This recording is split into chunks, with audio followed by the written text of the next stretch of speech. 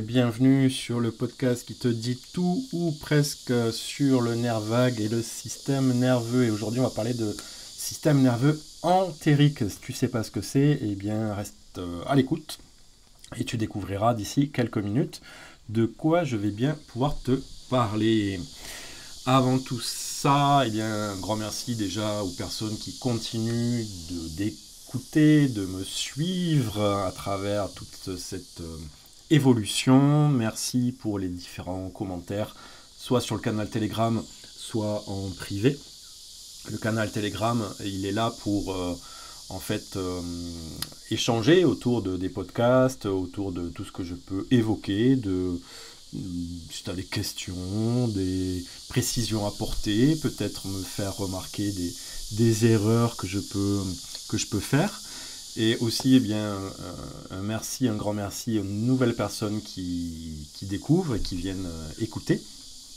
Et comme je le dirai aussi à la fin, je vous invite à partager, à diffuser autour de vous, si ça vous plaît, et de le partager à des personnes à qui vous pensez que ça pourrait aussi évidemment plaire. Et une petite chose justement par rapport aux imprécisions peut-être que je peux avoir, voire même les erreurs que je peux faire. C'est pas pour me dédouaner de je ne sais pas tout, donc je peux me planter, hein. Il n'y a pas de problème par rapport à ça, je suis tout à fait ok de recevoir ce genre de remarques et critiques. Néanmoins, ce que je veux dire, c'est que je m'appuie sur des faits qui sont une histoire parmi tant d'autres. Et si je prends l'exemple tout simplement du premier épisode où je te parle de l'apparition de la vie oui, sur cette Terre, sur cette planète, comment ça s'est déroulé, j'ai pris une des théories qui existent. Il y en a plusieurs, il y en a qui disent que ce sont les météorites qui ont ensemencé la planète Terre. Pourquoi pas? Je ne suis pas contre cette idée non plus. Et il n'y a pas une qui est meilleure qu'une autre, c'est juste qu'à un moment donné, eh bien, faut prendre une direction, il faut choisir, et c'est vrai que celle de me dire qu'il y a une différence de potentiel électrique entre deux gouttes d'eau de différentes tailles qui vient créer donc comme un mini éclair électrique pour donner naissance aux premières molécules organiques qui vont ensuite s'agglomérer pour donner des bactéries, des êtres unicellulaires. Ça fait un petit brin de magie. Et il y a certaines cosmogonies qui peuvent reprendre un peu cette image. Alors c'est quoi la cosmogonie? C'est toute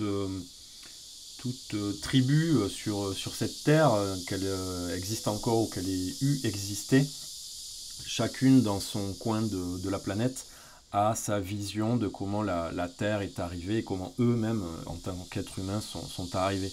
Donc j'en parlerai aussi, pareil, il y a des cosmogonies, il y en a autant que des peuples qui ont existé, donc il y en a plein de peuples qui ont disparu, donc plein de cosmogonies ont elles aussi disparu parce qu'elles n'ont pas été écrites, donc il n'y a pas de traces écrites par rapport à ça. Et voilà, donc à un moment donné, il faut choisir. Et on peut évidemment échanger aussi là-dessus parce que ça peut donner des pistes et des compréhensions différentes sur ce qui se passe en nous, sur notre fonctionnement. Pareil au niveau des cosmogonies, celles qui sont restées jusqu'à nos jours ont marqué profondément beaucoup de nos croyances. Et donc j'essaierai en temps voulu, ça sera dans beaucoup plus tard, de parler de tout ça. Et voilà, donc c'était la petite précision du jour de ce sixième podcast 006 de ce balado, comme vous dites au Québec. J'aime bien ce petit terme d'ailleurs. Hop là, l'alarme de la respiration qui s'enclenche. Bon là, vous voyez, je ne fais pas de coupure, tout est direct en une prise, voilà comme on dit.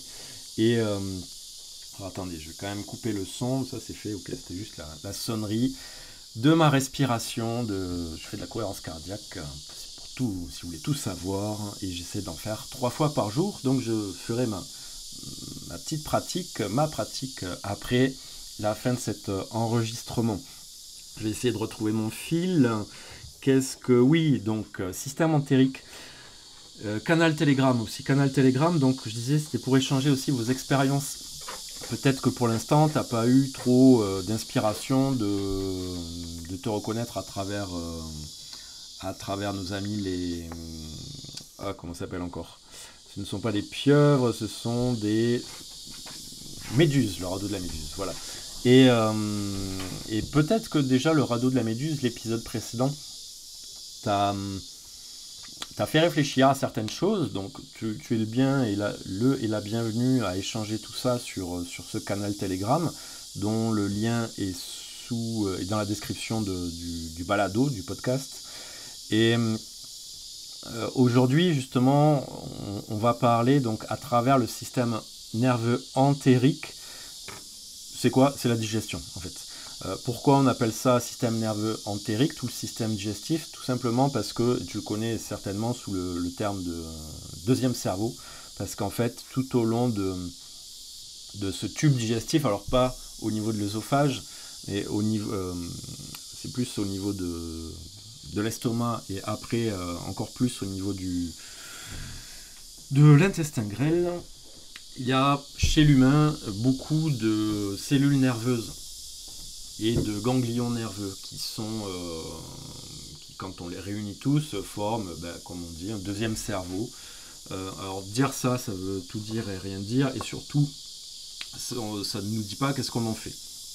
Et je vais essayer justement de clarifier tout cela à travers cet audio d'aujourd'hui, pour te faire comprendre qu'en fait, je l'ai déjà dit dans un épisode précédent,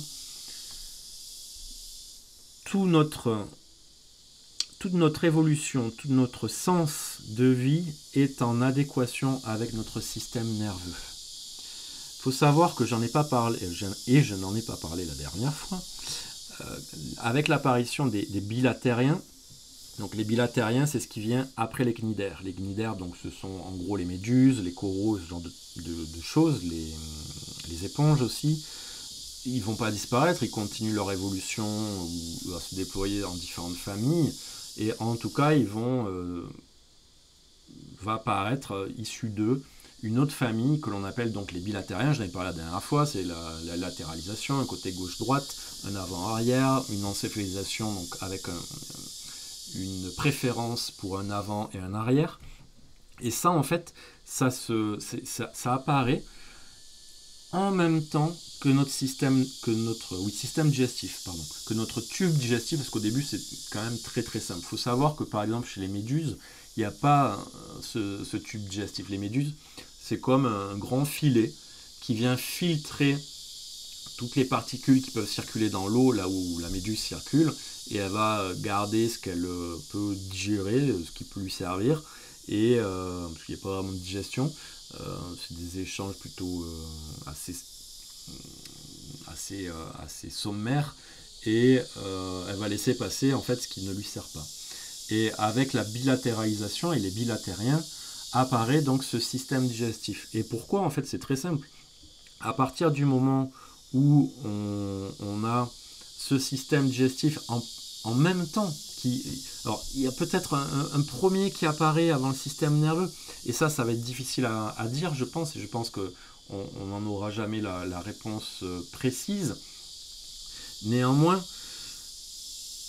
il y a un besoin qui est là de s'alimenter pour nourrir cette évolution. Et je fais une petite parenthèse là-dessus.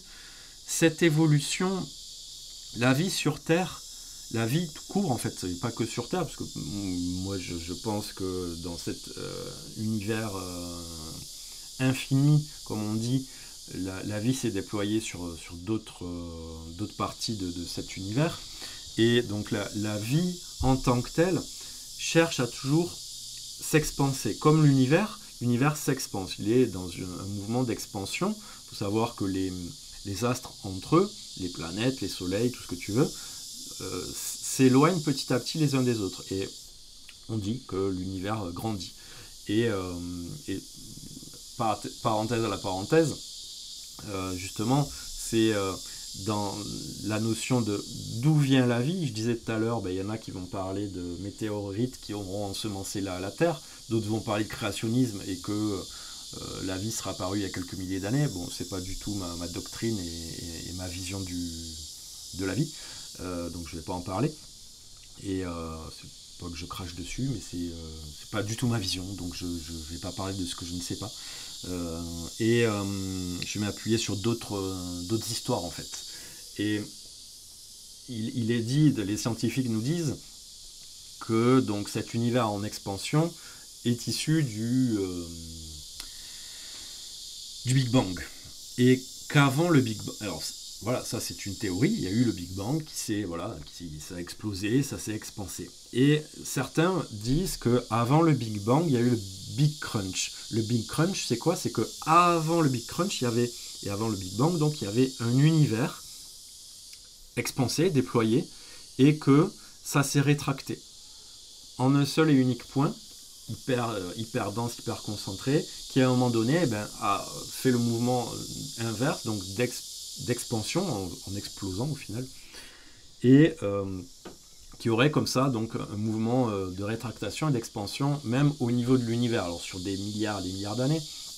Néanmoins, qu'est-ce que ça nous dit en fait de l'origine de la vie? Est-ce qu'avant le Big Crunch, il y avait aussi de la vie qui s'est déployée sur des planètes?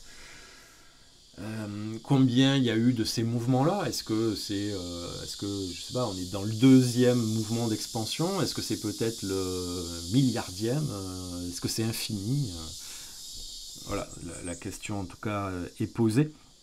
Et je t'inviterai à peut-être réfléchir et partager ce que tu penses par rapport à ça. Encore une fois, je n'assène aucune vérité, je partage des informations que j'ai appris, qui moi me parlent et me connaissent, que donc j'ai plus ou moins approfondi.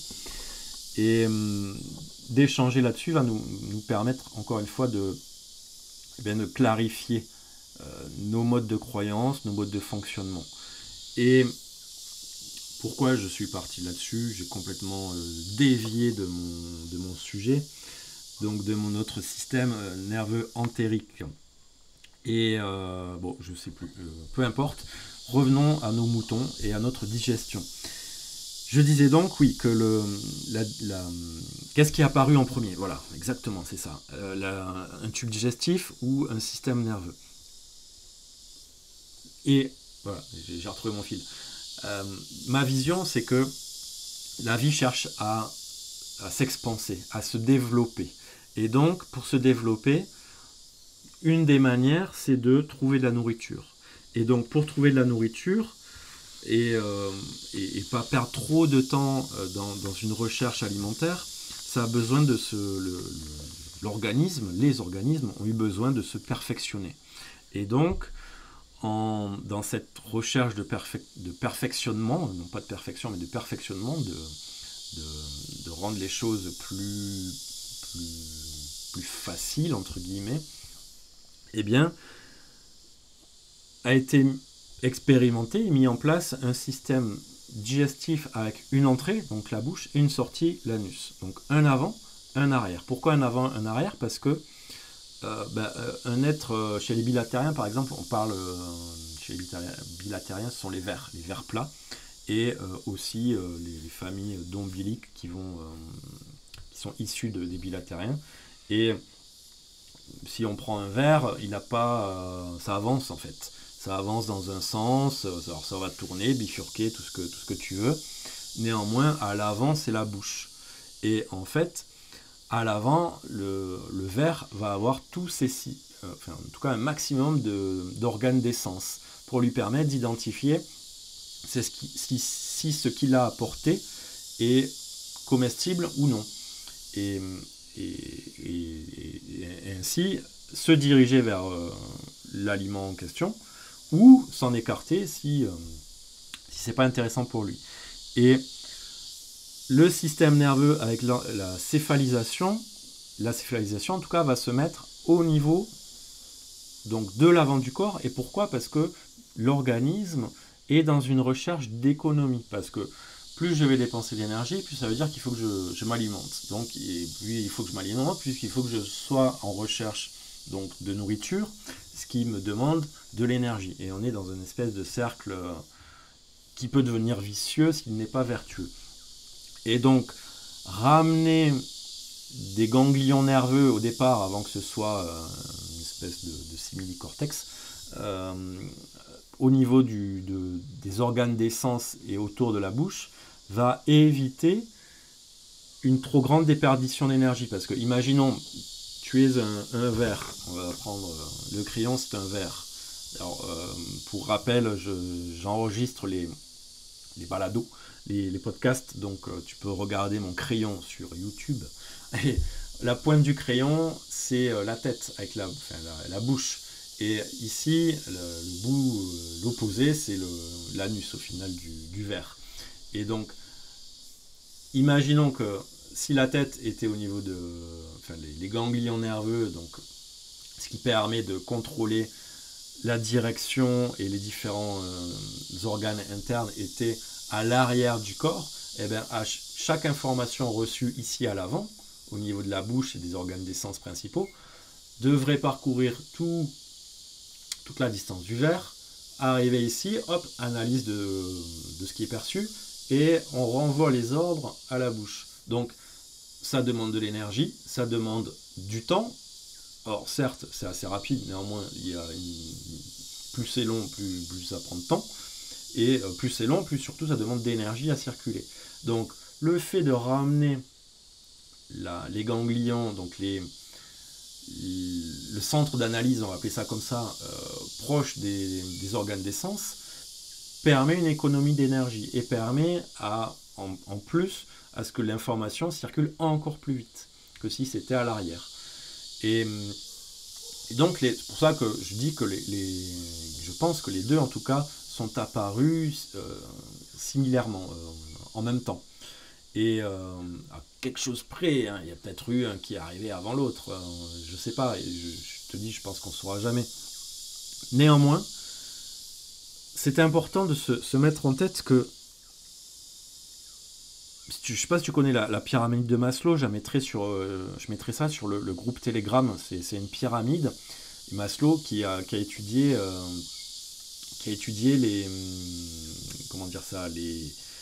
les choses les plus importantes pour l'être humain, mais qui au final pour toutes les espèces vivantes. C'est-à-dire qu'à partir de certains critères, on peut considérer qu'on est plus ou moins en sécurité. Et à la base de la pyramide, donc là où c'est le plus évasé, on va retrouver l'alimentation, une bande, une tribu, des congénères qui vont nous aider à nous protéger, en tant qu'humains, là je parle, hein, et un abri pour se protéger des prédateurs, parce qu'il ne faut pas oublier que l'humain n'est pas très armé pour se protéger, en tout cas il y a quelques milliers d'années. Et en fait, comprendre que quand cette base n'est pas remplie, que toutes les cases de cette base ne sont pas cochées, eh bien, il y a une profonde insécurité. Et là, on le comprend. En prenant c'est même pas une image, mais cette compréhension que pour que le système nerveux se déploie, de plus en plus, il y a besoin que l'alimentation soit de plus en plus développée, de plus en plus riche, donc d'aller chercher des aliments de plus en plus variés, contrairement à la méduse qui va se contenter de filtrer ce qui passe à proximité et qui n'a pas un système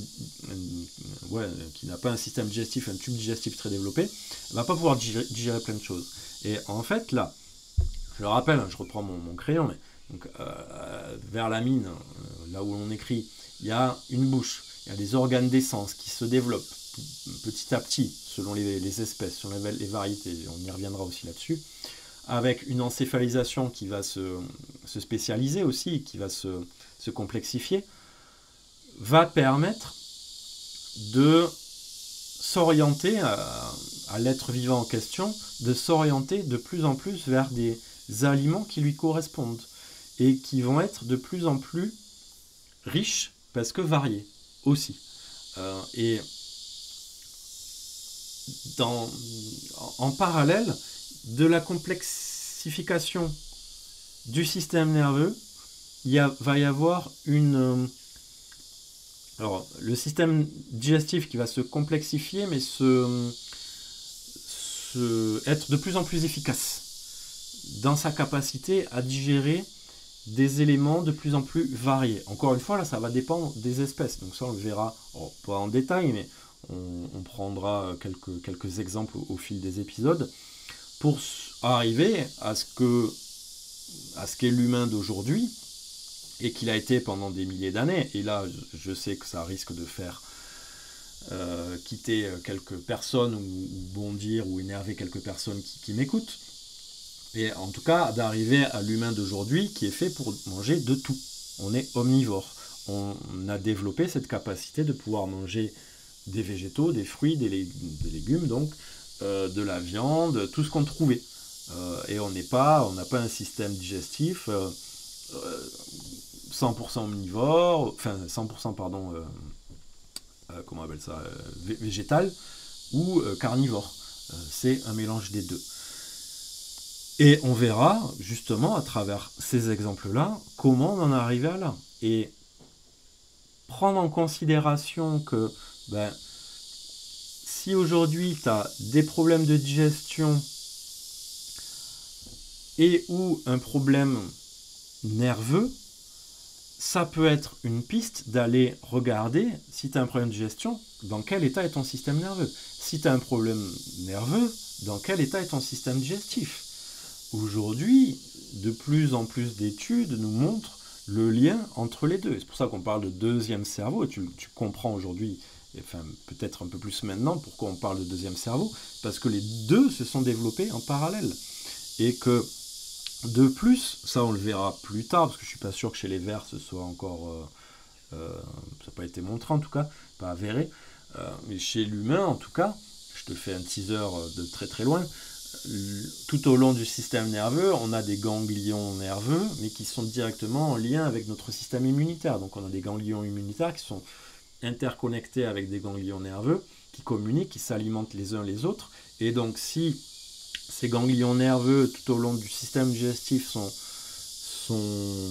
défectueux parce que tu as l'habitude de manger des choses qui ne te conviennent pas, ça va impacter ton système immunitaire. Et là, on rentre dans une espèce de cercle vicieux où, petit à petit, à force de ne pas manger ce qui te convient, ton immunité baisse, tu as de plus en plus d'inflammation, par exemple aussi, et donc ta digestion va, elle aussi, en être impactée parce que tu seras de moins en moins capable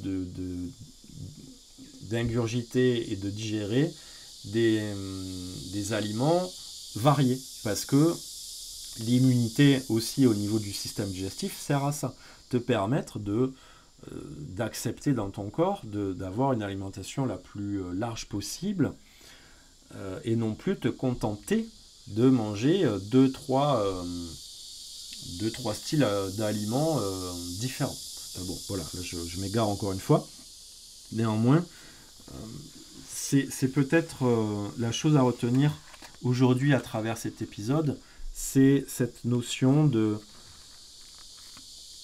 lien entre vraiment système nerveux entérique, donc système digestif, je vais plutôt rester sur système digestif parce que le système nerveux entérique a d'autres fonctions beaucoup plus évoluées que chez le ver plat et que chez les vers en général, chez nous les humains. Donc ça pareil, on en parlera en temps voulu. Et déjà, de prendre ça, la mesure de cette information, peut te faire porter un nouveau regard sur dans quel état tu te mets à table.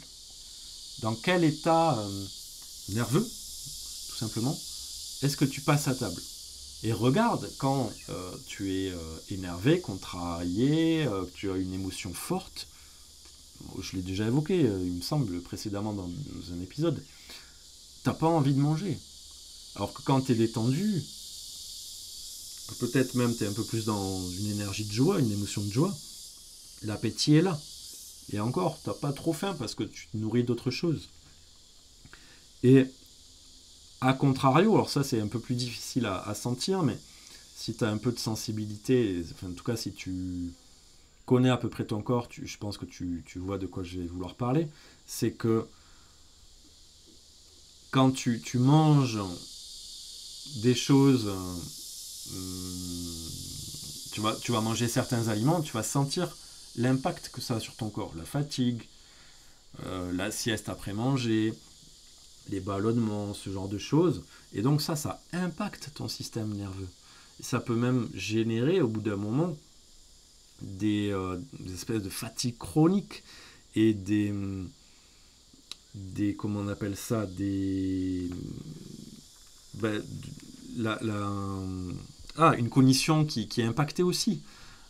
Faut savoir que le, on a le diabète de type 1, on a le diabète de type 2, et beaucoup de chercheurs aux États-Unis, depuis maintenant plus de 10 ans, parlent de diabète de type 3 quand ils évoquent les maladies d'Alzheimer et de Parkinson.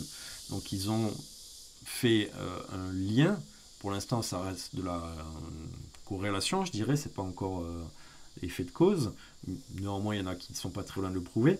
En tout cas, que une alimentation non adaptée à notre système digestif vient directement impacter notre système nerveux et notamment cognitif. Notamment, et surtout, une alimentation très riche en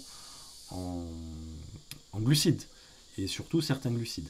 Enfin bon, bref, voilà pour notre épisode. Alors on est resté avec nos bilatériens. La prochaine fois, alors à chaque fois je vous dis de quoi on va parler la prochaine fois, mais souvent je ne parle pas de ce que...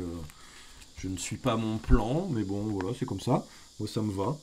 Je pense que ça ira à chacune et chacun d'entre vous aussi. De toute façon c'est comme ça, c'est moi qui décide. Et en tout cas, merci pour l'écoute. Si tu souhaites partager ta réflexion par rapport à ce que j'ai évoqué, alors j'ai évoqué beaucoup de choses aujourd'hui, hein. Le Big Bang, le Big Crunch, l'évolution, le créationnisme, l'ensemencement de la Terre par des météorites, l'apparition du système nerveux en même temps que du système digestif. Bon, voilà, je vais pas te refaire l'épisode. En tout cas, si tu veux partager ton point de vue, tu es le bienvenu sur Telegram. Et vraiment, osez partager votre point de vue. Toute personne qui le fera, et si jamais il y a des commentaires pas sympas qui sont faits parce que quelqu'un partage son point de vue, ce sera censuré. La personne qui sera désobligeante sera virée du canal, hein, tout simplement. On n'est pas là pour se tirer les pattes dans les pieds, on le fait assez comme ça tous les jours. Donc on est vraiment sur une zone de respect des uns des autres, et pour justement permettre à la parole d'être libre, et qu'on puisse apporter chacun notre vision et une petite pierre à notre édifice à chacun. Voilà, c'est en tout cas l'invitation. Et pour les personnes qui sentiraient justement ce système nerveux, ce système digestif qui sont en vrac, eh bien je t'accompagne là-dessus. C'est mon métier, je suis thérapeute, je suis coach, et je suis spécialisé en alimentation, naturopathie, système nerveux. Et on peut faire, j'offre 30 minutes d'échange téléphonique pour faire un point là-dessus et voir si ce que je propose te conviendrait pour partir sur un accompagnement individualisé. Voilà, je propose que des choses individualisées, c'est pas un programme tout prêt, tout cuit. Je m'adapte en fonction des problématiques et des personnes que j'ai en face de moi. Voilà, donc toutes les infos sont dans la description du podcast, que tu peux retrouver donc sur YouTube, sur toutes les plateformes d'écoute. Je t'invite vraiment à t'abonner pour recevoir en notification la sortie des épisodes, qui sortent de toute manière en général le vendredi. Et tu peux mettre un petit pouce sur YouTube, tu peux noter l'épisode si tu es sur Spotify ou Apple Podcast, parce que ça permet de référencer ce podcast, Nerdag. Et voilà, je crois que j'ai fait le tour. Allez, ciao ciao.